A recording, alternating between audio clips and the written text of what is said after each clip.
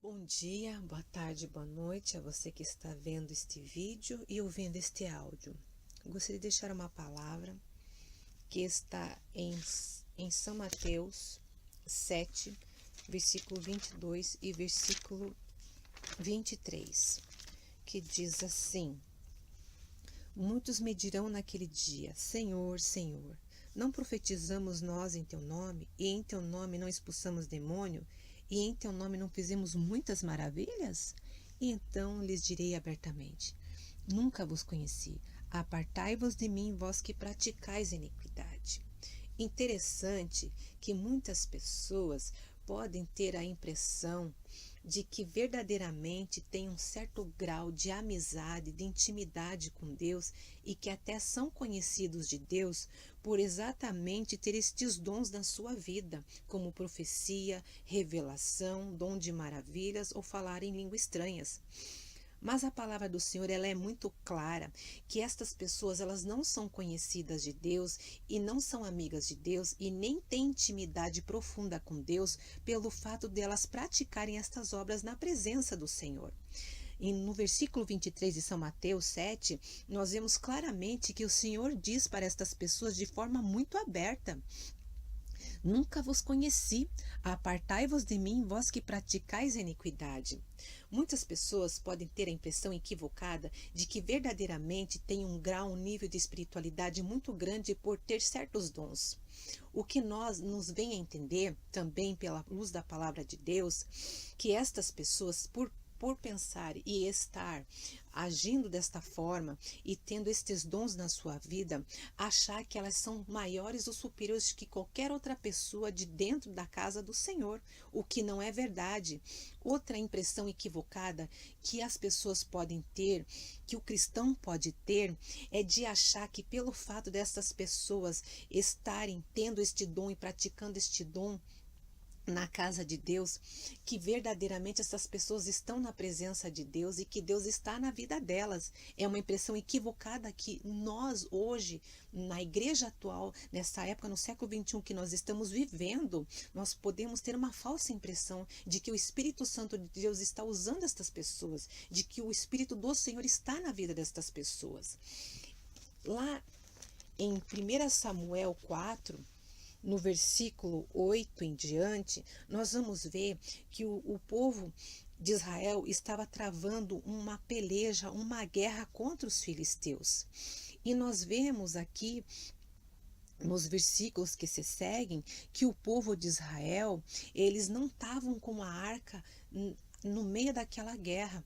E o povo, por achar, por não estar com aquela arca na guerra, eles estavam perdendo aquela batalha e eles achavam que se eles trouxessem aquela arca para o meio da guerra, eles teriam vitória.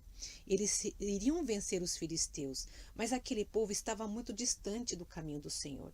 Aquele povo estava se rebelando contra Deus, aquele povo já estava reprovado pela presença de Deus há muito tempo. Aquele povo já não tinha mais comunhão, intimidade, muito menos amizade com Deus. Então o Senhor não estava no meio daquele povo já fazia muito tempo.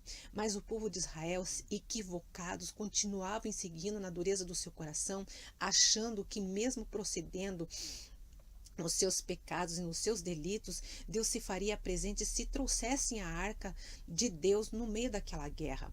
E de uma maneira muito equivocada, aquele povo trouxe a arca para no meio do arraial, no meio daquele povo para guerrear, achando que iam vencer aquela luta. E os filisteus, ouvindo que o povo de Israel estava jubilando de alegria a tal ponto de fazer a terra estremecer, os filisteus do outro lado estremeceram seus corações e ficaram apavorados, dizendo quem poderia salvar eles das mãos daqueles deuses que tinham livrado aquele povo na terra do Egito com muitas pragas.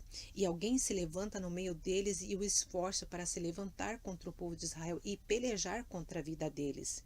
E o povo de Israel, de uma maneira muito equivocada, achando que Deus estava com eles só pelo simples fato da arca estar no meio deles, subiram contra os filisteus e morreram nas mãos dos filisteus.